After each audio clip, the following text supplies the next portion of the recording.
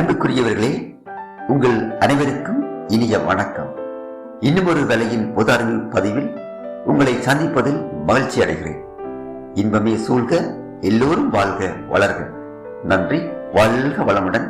வாருங்கள், அறிவு தேடலுக்குள் செல்வோம்.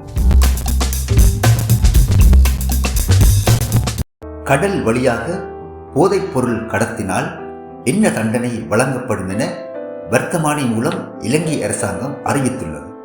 அந்த தண்டனை எது? மரண தண்டனை அல்லது ஆயுள் தண்டனை? மரண தண்டனை அல்லது ஆயுள் தண்டனை. இந்த தண்டனை மூலம் சர்வதேச கடல் வழியாக இலங்கைக்குள் போதைப் பொருள் நுழைவதை தடுக்க பலமான சட்ட கட்டமைப்பு உருவாக்கப்பட்டுள்ளது. லெபனான் நாட்டின் மீது இஸ்ரேல் இராணுவம் தடை செய்யப்பட்ட ரசாயன குண்டுகளை வீசியுள்ளது. இந்த ரசாயன குண்டின் பெயர் என்ன? வெள்ளை பாஸ்பரஸ். வெள்ளை பாஸ்பரஸ். இந்த கொடிய குண்டுகள் வெடிக்கும் போது 125 தொடக்கம் 250 மீட்டர் சுற்றளவுக்கு தீப்பிழம்புகளை வெளிக்கொணரும் தன்மை கொண்டவை எனவும், இது மனித உடலின் தசை மற்றும் எலும்புகளை ஊடுருவி எரிக்கக்கூடியது எனவும் தெரிவிக்கப்படுகிறது. கஞ்சாவை பயன்படுத்துவதற்கு சட்டப்பூர்வ அனுமதியை வழங்கியுள்ள நாடு எது? தாய்லாந்து. தாய்லாந்து. இதேவேளை ஏற்கனவே கனடா, உருகுவே போன்ற நாடுகளில் கஞ்சாவுக்கு சட்டப்பூர்வ அனுமதி உள்ளமை இங்கு குறிப்பிடத்தக்கது.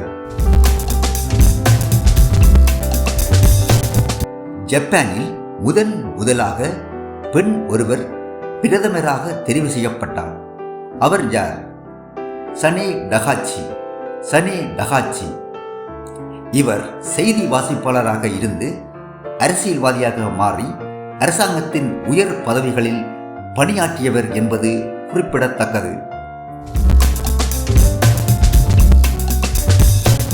பொதுமக்கள் தமது முறைப்பாட்டை இலகுவாக இருந்த இடத்திலேயே பதிவு செய்ய இலங்கை போலீஸ் புதிதாக உருவாக்கிய தரவுத்தளம் எது? டெல் ஐஜிபி போலீஸ் கம்ப்ளைண்ட் சிஸ்டம். டெல் ஐஜிபி போலீஸ் கம்ப்ளைண்ட் சிஸ்டம்.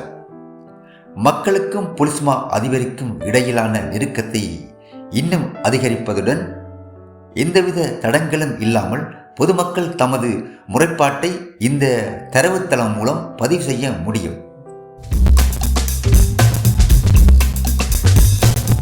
இலங்கை அரசாங்கத்துக்கு கடல்சார் கண்காணிப்பு விமானத்தை வழங்கிய நாடு எது? அந்த விமானத்தின் பெயர் என்ன? இந்தியா. இந்தியா. டோனியர் 228. டோனியர் 228.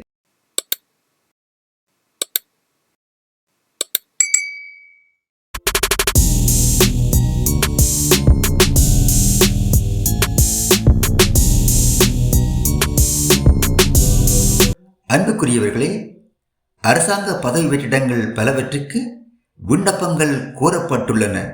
அதனை ஃபேஸ்புக் வலைப்பக்கத்துக்கு சென்று பார்வையிட முடியும் என்பதை விண்ணப்பதாரிகளுக்கு அன்புடன் அறிய தருகின்றேன்.